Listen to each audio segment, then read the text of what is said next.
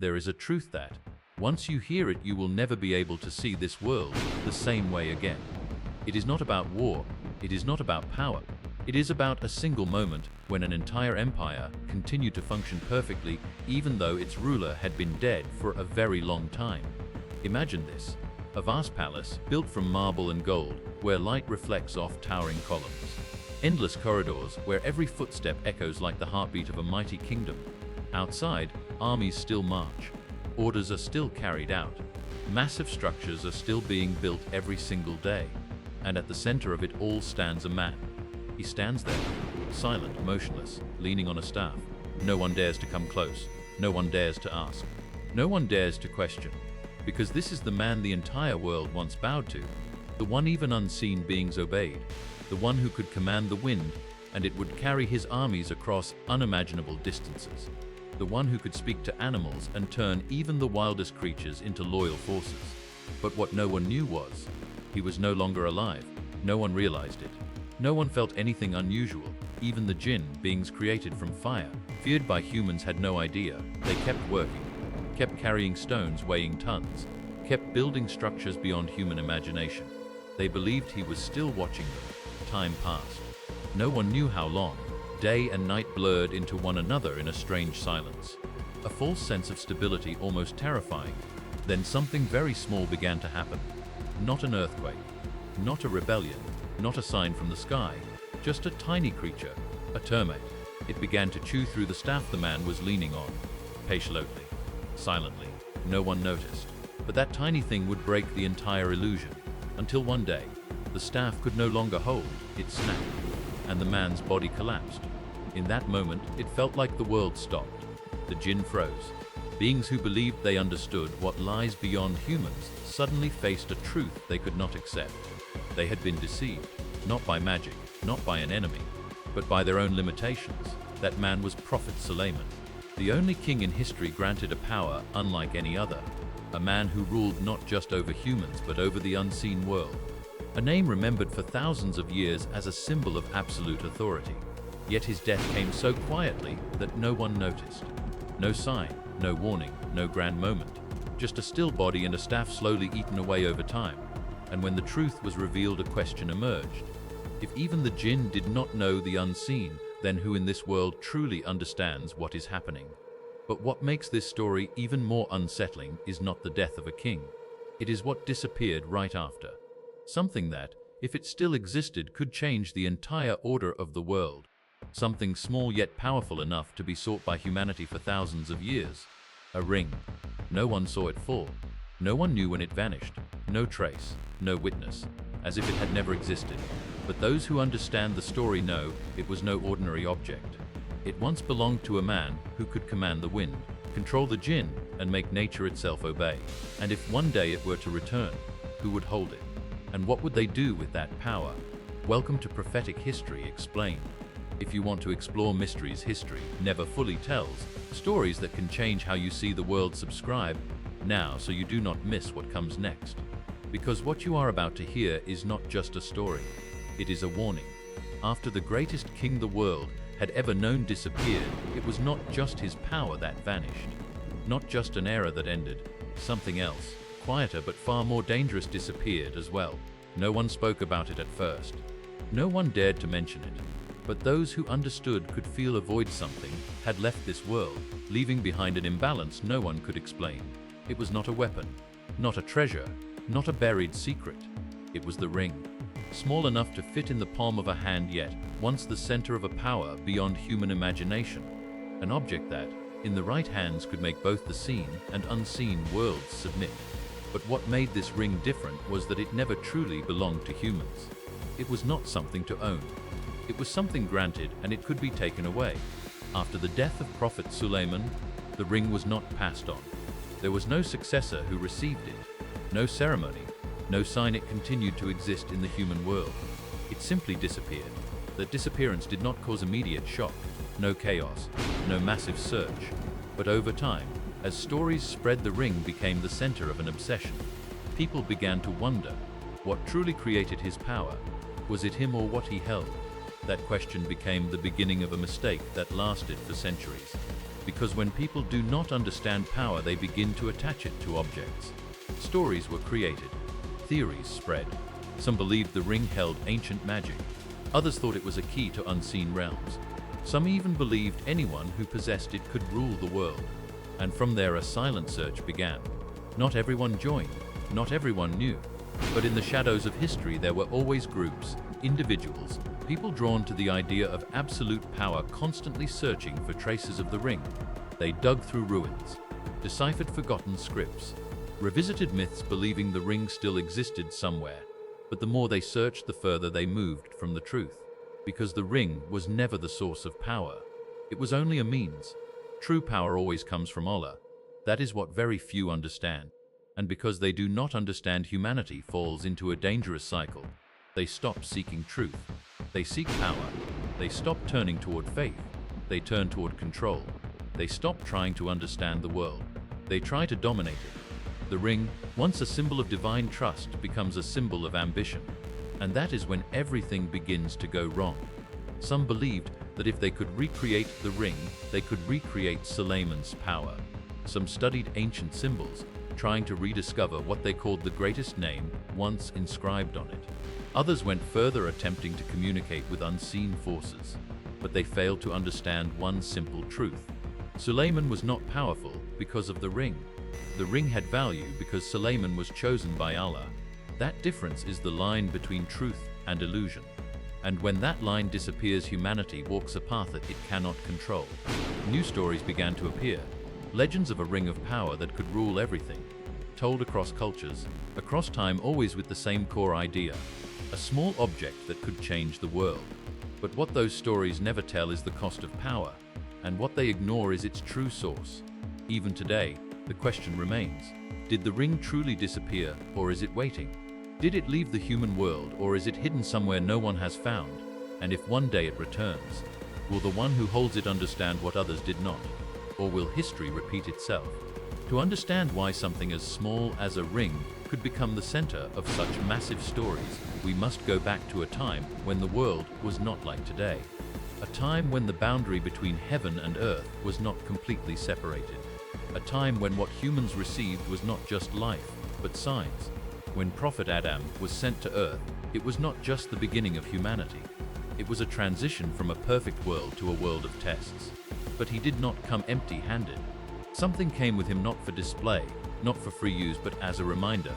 A ring, it had no complex symbols, no magic for humans to control, only a simple message, yet one that meant everything. Sovereignty belongs to Allah. That is what humanity keeps forgetting. From the very beginning, the ring was not a symbol of human power. It was a symbol of human limitation. A reminder that no matter where you are, what you have, or who you become, you are not the true owner of this world. Time passed. Generations came and went. Humanity spread. New lands were discovered. Communities formed. And with that, people began to forget their origin. They looked at what they had and believed it was theirs. But the ring remained. Not in the hands of anyone who wanted it, but in the hands of those chosen. Until it was given to a man whose story would change how the world understands power. Prophet Dawood. He was not born a king. He did not grow up in a palace. He was not raised to rule. He began as an ordinary man, a shepherd, someone the world would not consider special. But what made him different was not his position. It was his heart. When facing an enemy that even armies feared, he did not look at size. He did not calculate odds the way humans do. He looked at something others could not see, the permission of Allah, and he stepped forward. His victory was not just an event. It was a message. That power is not found in what the eyes can see. Later, he was given authority. But it was not for him to do whatever he wanted. It was an amana, a trust. And with that trust, the ring was placed in his hand. But the ring was not the end, it was a test. One day, he gathered his sons, not to find the strongest, not to choose the best warrior, but to find who was worthy of a responsibility greater than power itself.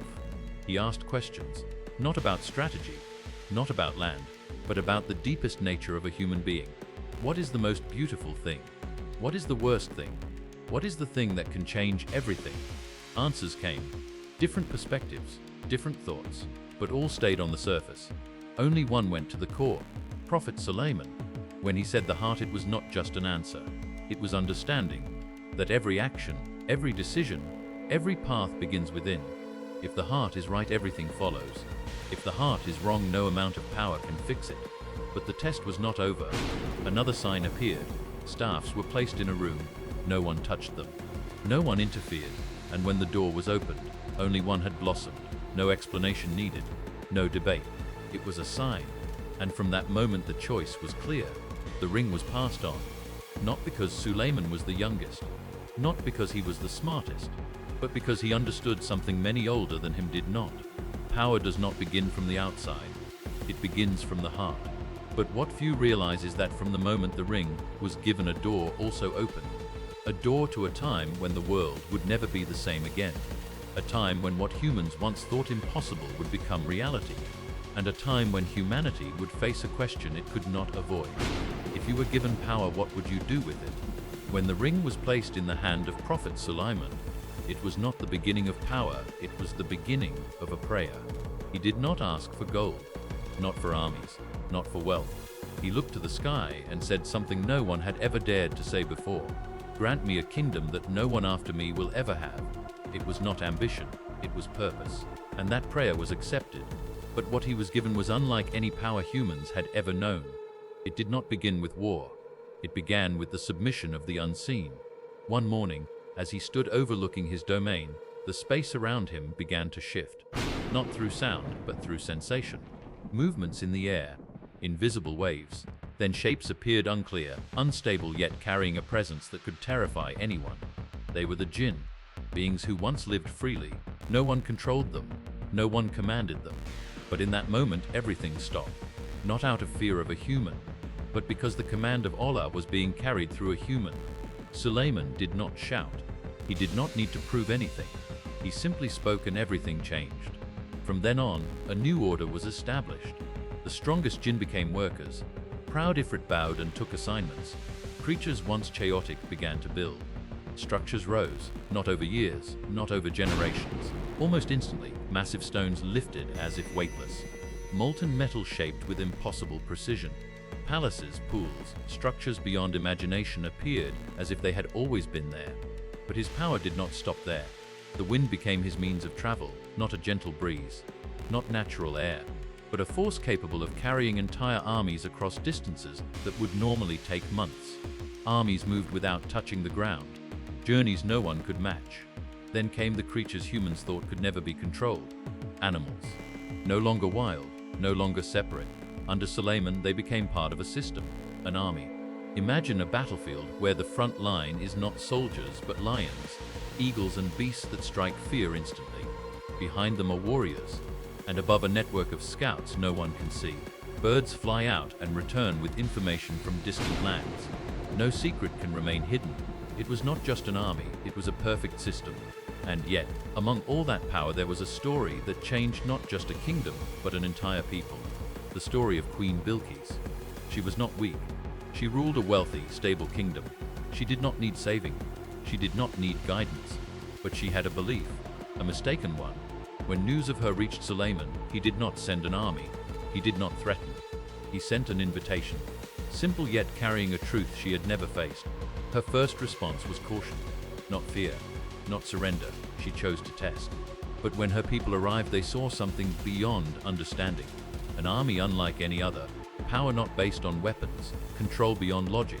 And when she decided to come herself, the journey became more than travel. It became the gradual collapse of her ego. When she entered the palace, everything she believed began to shake. Then came the moment, the floor. A surface so clear she thought it was water. She lifted her dress to avoid getting wet. But it was not water. It was an illusion, a lesson, that not everything you see is truth, and not everything you believe is correct. When she saw her throne brought before her, not by any method she understood, she had no more questions, no doubt, no pride, only realization that the power she thought was supreme was only a small part of something far greater. And in that moment she changed, not by force, but because she saw the truth. Yet among all of this there is something few notice. Sulaiman had everything, power, wealth, control, but he was not controlled by them, because he knew all of it is temporary. And that is the difference between someone entrusted with power and someone consumed by it. No power lasts forever. even when it comes from a divine source, even when it is given to the most deserving. After the era of Prophet Sulaiman, the world did not collapse immediately. No catastrophe followed. No clear sign marked the end, but changes began, quiet, slow, irreversible. When control disappeared, what had been restrained began to rise. The Jinn, once bound by order, were no longer commanded. Not all became dangerous, but the balance was gone. No single authority remained. And as the unseen world became freer, the visible world began to shake. Humans, once used to witnessing the extraordinary, began to feel the absence. No more miracles, no more clear signs. And when that void appeared, they tried to fill it, not with understanding, but with substitutes. Forbidden knowledge resurfaced. Buried things were uncovered. Whispers from the past returned. Some said they only wanted to understand. Some said they only wanted to explore. But deep down they wanted control. And that is when the mistake repeated. What Sulaiman had once restrained continued again. Not in the light, but in the dark. Not with guidance, but blindly magic returned. Not as a tool, but as an illusion of power. People believed they could achieve what Sulaiman had without his path. They wanted results without foundation, power without responsibility, and that always leads to the same end, deviation. Meanwhile, the structures built with unseen forces remained, remnants of a time when the world operated under a different order, but their meaning changed. They became symbols, not of truth, but of what was lost. Over time, places once sacred changed. Lands built for worship became targets of ambition.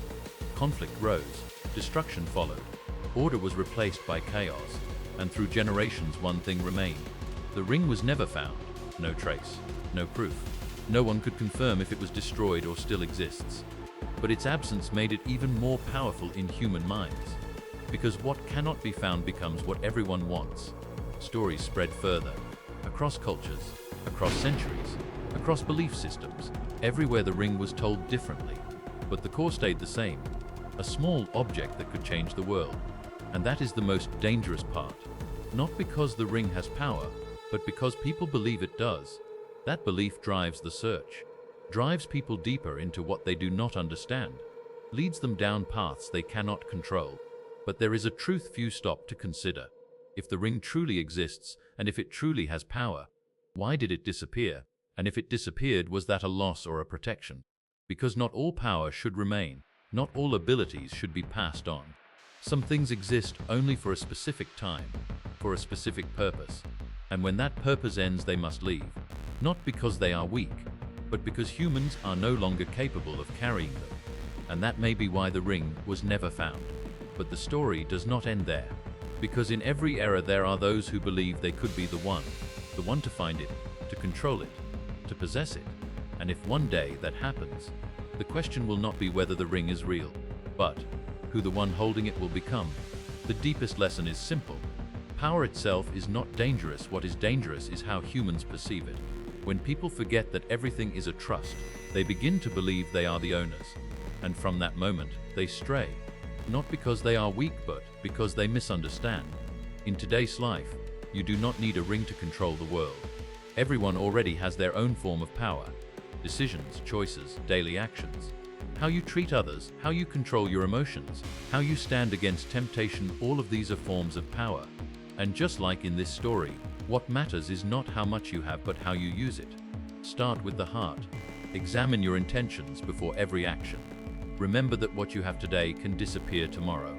But how you live, how you choose will leave a mark far greater than any form of power.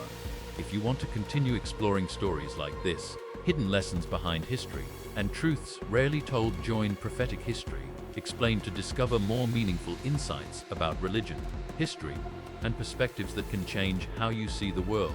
And do not forget to subscribe to support the channel, so we can continue bringing you deeper, more valuable content in the videos ahead.